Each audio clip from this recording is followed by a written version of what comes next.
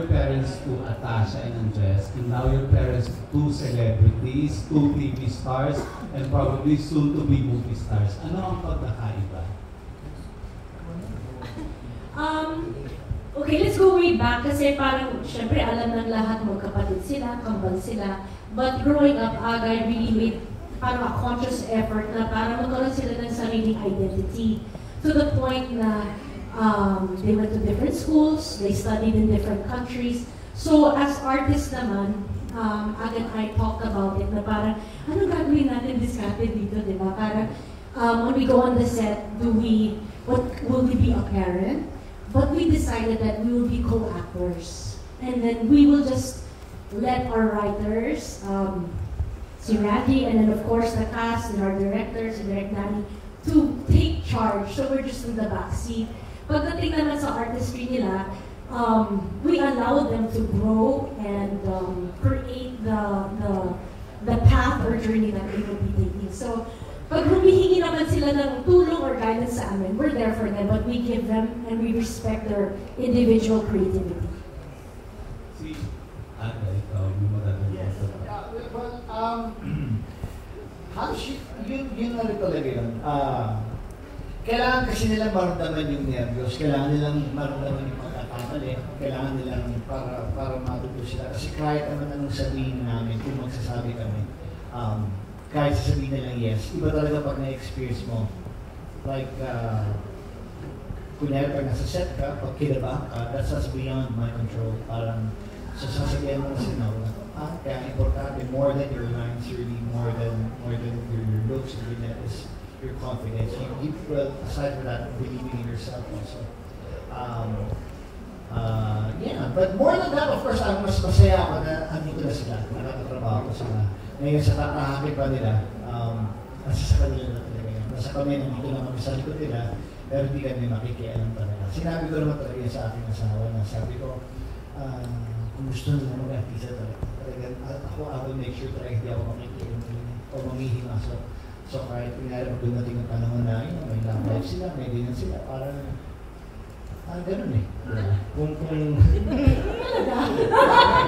di ba? Sasabihan ko sila pag may gumali, parang mag-ugyan, di ba? Hindi mo sa ugyan. Parang ganun. Hindi mo sa ugyan. Sabihin parang hindi nga ako makikailan talaga. Hindi mo na makikailan. Parang okay na naman po yan, di ba? Ano dito ka? May gulungan nga ako eh. So, parang masaya na ako na dyan. Pero kasi, pumasok sila kasi sa mundo ko. Kaya alam ko yung dadaanan nila dyan. Alam ko yung hirap na yan. So, yun na lang ang matuturo sa kanila. Basta kami nandito kami sa likod nila parati. Kung kailangan nila ang advice or tulong or hindi kami mawawala talaga dyan. But they have to experience it. Lahat ng pain, lahat ng learnings, experiences, yung hardship, hindi na. That's your best teacher talaga. I would tell them that about. And Tita Sas, maraming salamat sa sinabi mo. Nakakailan yung kanina, anak ko yung ginagawa. Salamat. Maraming salamat talaga. So I just wish them well.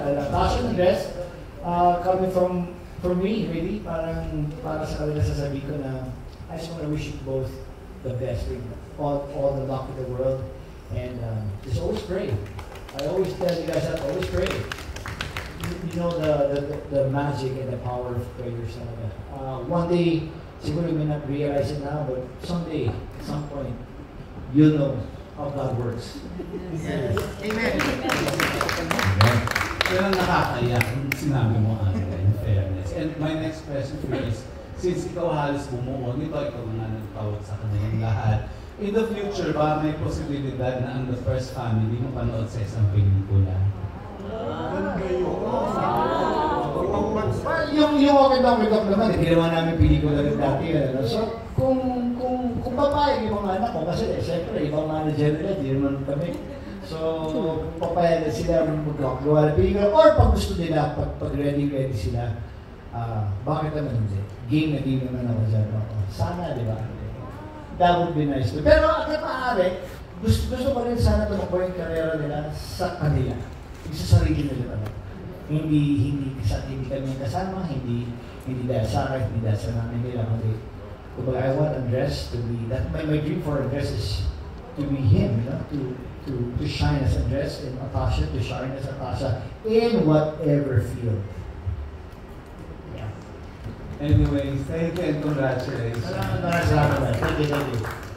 Our next question is from Junlali Napagante.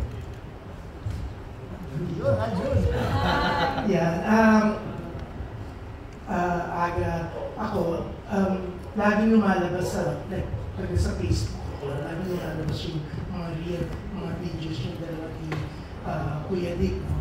Nakakatuwa. Ang dami pa yung views, ang dami natutuwa. Ako mismo, dinabalik-balik ako ako sa inyo dalawa. And at least, I'm so happy na meron na kayo the first family kasi mas may bago na ako kapag nanood. Ikaw, Aga, alam mo mismo yung grabe yung sa team up ng dalawa ni Kuya Dick. Kaya naisip ko siya dito rin. Yes. Oo naman. Kasi pag pinapanood ko yung mga dati namin video, kami ni Bayani, ni Kuya Dick, pero nakakatawa talaga, natatawa ako, hindi dahil sa phone na doon. Pero nakakatawa talaga sila. Kasi, mahiniwala pa naman ako at the end of the day talaga, pag magaling ka na actor, di ba? Magaling ka na actor eh. Pag nagpatawa ka, nakakatawa talaga. Parating tama ang timing. Diba? Timing is very important. So subok na yan minsan sa pagsulat ng script. Hindi wala namang perfectong script parati, wala namang perfectong direksyon. Pero ang timing kailangan perfecto parati. Para sa akin. So masaya ako na tinggap nila critics, siyempre, di ba?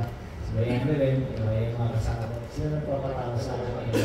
And masaya ako na mapanood ng mga bagong generation na yung sitcom na ginagawa natin na kasi kung hindi na isip to, kasi dati everyday puro sitcoms ang buhay ng gusto niya.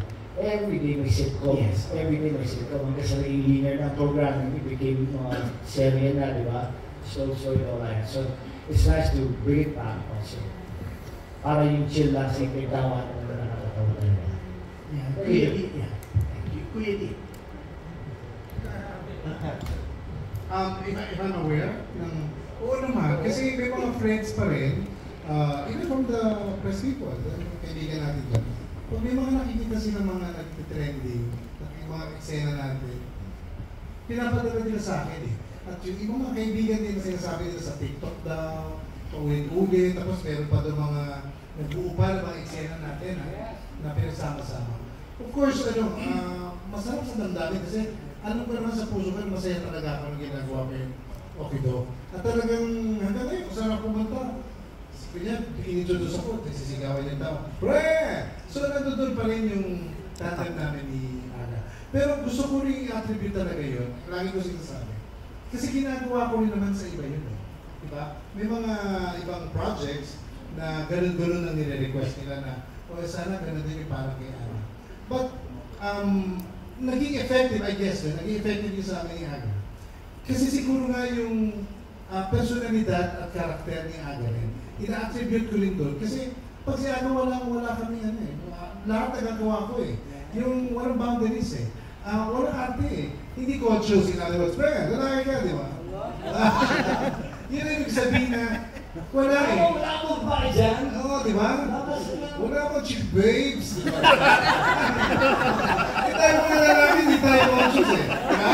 Huwag lalaki, wala kang conscious eh. Hindi nga ako isa.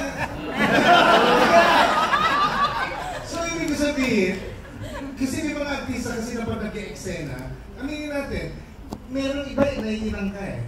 Diba? Ako. Pag ako na lalo na ako, I'm very sensitive actor. Maramdaman ko na yung pattern ko na medyo merong arte ng konti. Hindi ako bibigyan. Wala tayo din. Yun eh.